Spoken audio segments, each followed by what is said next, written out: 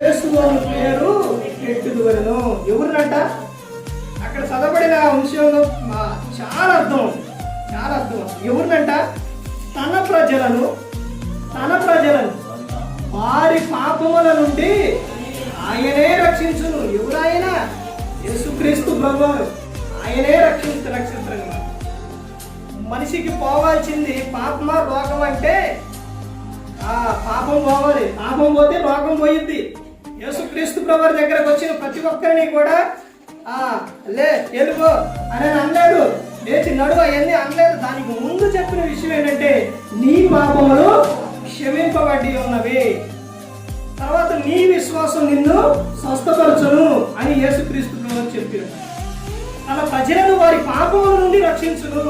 అలా ఆ పాపాలు పోతేనే పరలోకం చేరతారు. పాపం పోకుండా పరలోకానికి చేరరు. దేవుడి